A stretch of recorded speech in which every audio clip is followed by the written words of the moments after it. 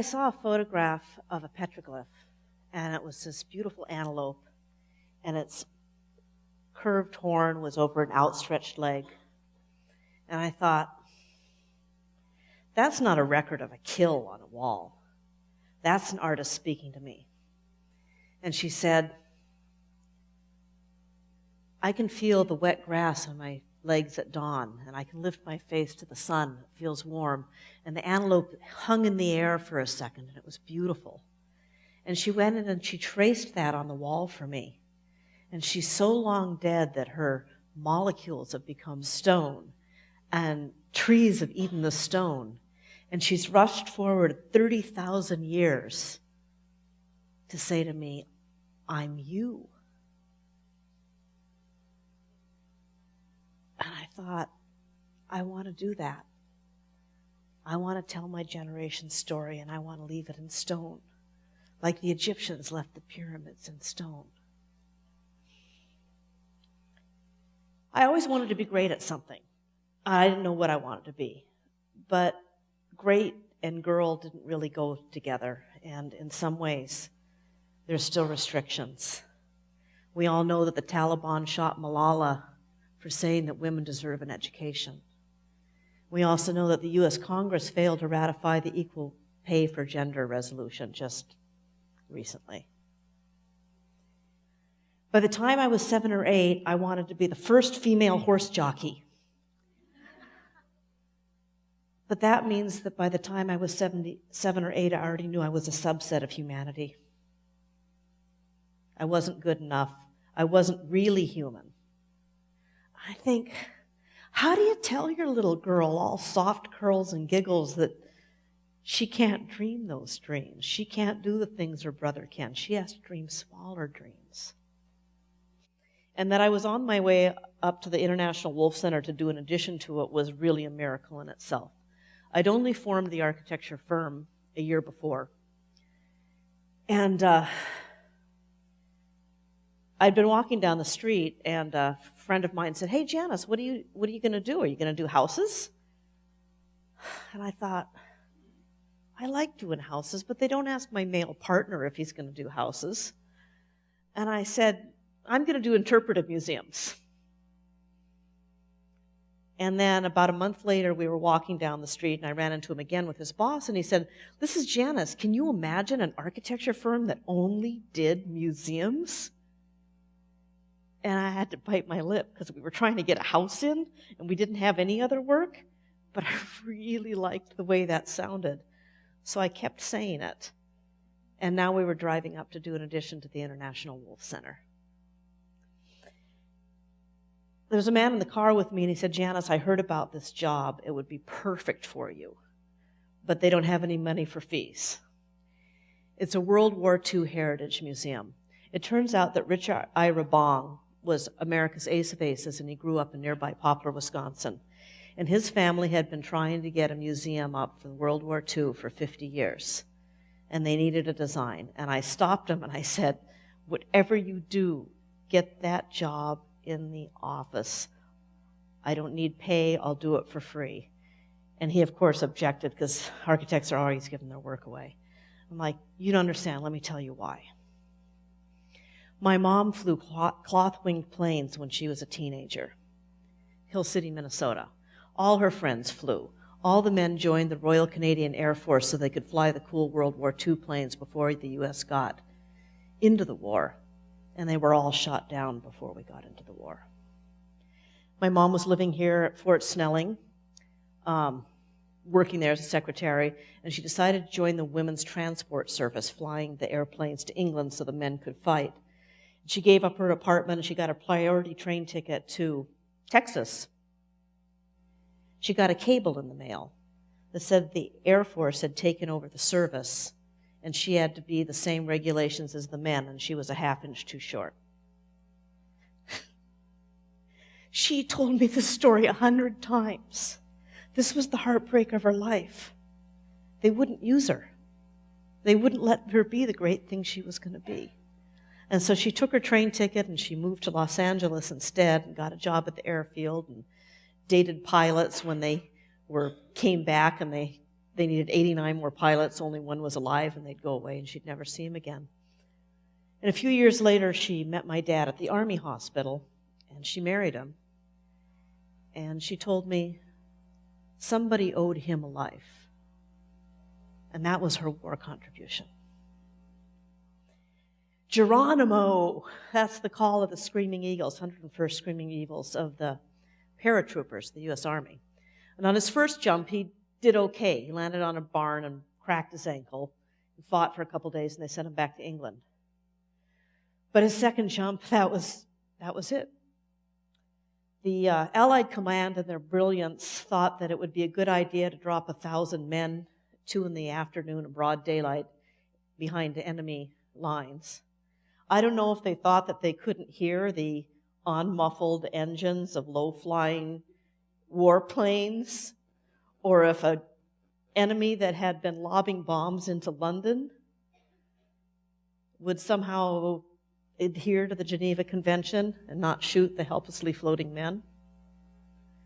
Well, my father, he made it to the ground, and he ran 10 steps, and he told my mom he thought his legs were blown off, and they weren't. He'd been shot in the back, and he was paralyzed. 25 years later, he lay in the Army hospital, Veterans Hospital in Long Beach bed. He'd gone in with heart pains, and they diagnosed acute kidney failure. And their prescription was that he should die. When you get kidney failure, your blood isn't filtered, and so you get delirious. And after 2-3 days, he sat bolt upright in bed, and he screamed, "The angels are beautiful! I'm a paratrooper!" And I thought, you're my daddy. But he was at the gates of heaven, and he wanted God to know that he was a paratrooper. So it took them 10 years, but they raised the money, and they built the museum, the Richard Ira Bong WWII Heritage Museum. And it had been a whirlwind of activities, and they'd even had an F-4 missing man flyover. At the end of the evening, I stood in the dark, and I looked at the softly glowing museum. And I said, "There you go, Daddy, I built you a museum."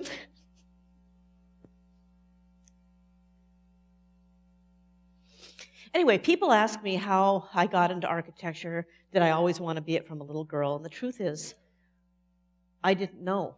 I didn't know what to do with my career, and I hated it.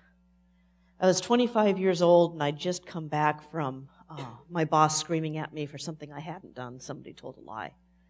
And I thought, if this is life, I just don't want to do it. I can't do this the rest of my life. And I went to see my mom the next morning. And I walked in the door, and she said, "Oh, Janny." And I bristled because I was way too tender for a soft name. And she said, "Oh, Janny, you've always been such an artist. What about architecture?" And I took a deep breath to take her head off. Mothers and daughters. And I went quickly through the list of every reason that was a terrible idea. And I had nothing. And I let my breath out, and I took another breath, and I went through all the things that I needed in a career.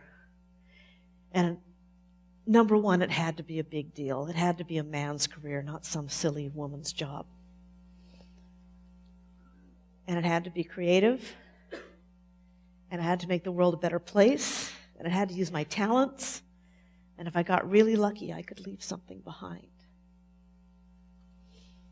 And it turns out a mother knows her daughter.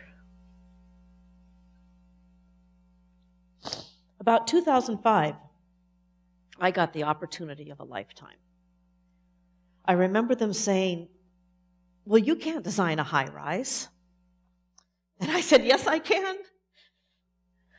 Me and Rosie the Riveter.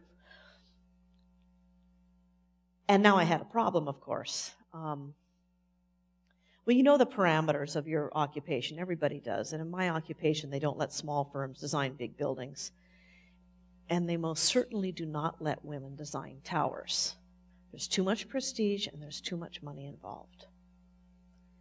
But I told them I could, and so I had to do it. And then I realized something that was the most important realization of my life. Nobody's ever done anything before. No one. No one's raised kids. No one's led men onto a field of battle. No one's gone to the moon, surely. But nobody's ever been president of the United States either. Every single one of us, we grow up, we get some experience, and an opportunity comes along. And sometimes we just step up and say, I can do it. And we gather a big group of people around, and we move forward. The Nicollet on Nicollet Mall in downtown Minneapolis was going to be absolutely the toast of the town. We were in the newspapers, we were on the TV, and I could walk downtown and people would stop me to ask me about my building. And so we worked and we worked and we worked really hard, and my life was charmed. We had done this thing that you absolutely cannot do. And they were saying that it was the tallest residential building west of the Mississippi, and it was the tallest building ever designed primarily by a woman. I doubt that's true, but it's still really scary that in this day and age that was the statistic they brought out about it. But I was on cloud nine. Nothing could ever be better than that. But something was hiding.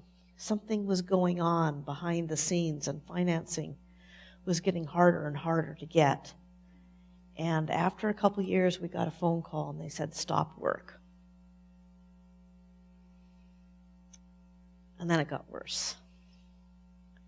We'd been doing work. We did work for a couple of years, other projects, and we got to the point where people owed us $400,000, and nobody was answering the phone or paying the bill.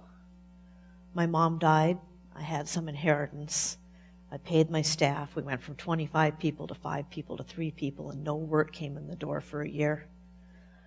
One day we got a bill that we couldn't pay, and I took the last of my inheritance, and I paid the health insurance bill. And I walked out and closed the door. And I was lost. If I couldn't be an architect, then I wasn't anything.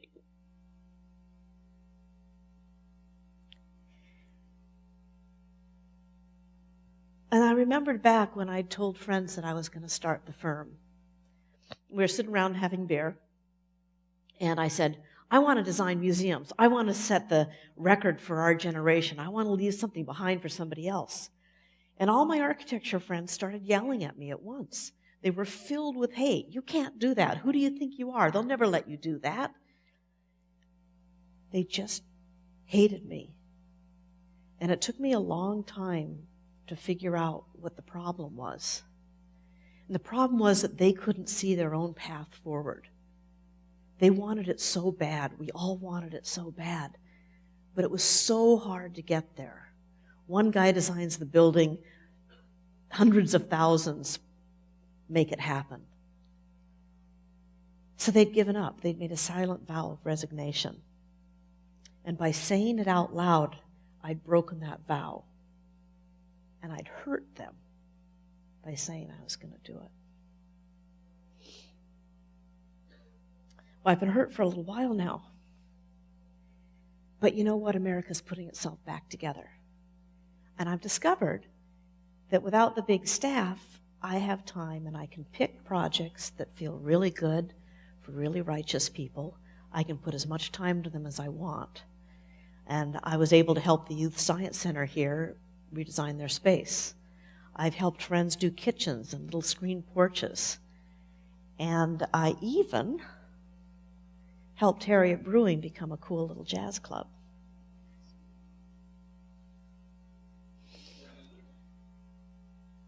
I've lived a really blessed life. I got to do exactly what I dreamed I could do. And I don't know how to make luck, good or bad.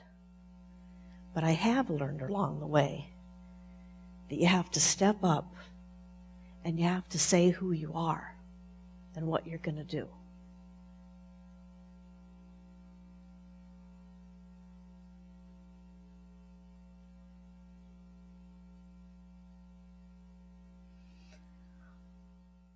My mother was a flyer, and my father was a paratrooper, and I'm an architect, and I tell stories with wood and glass and steel and stone.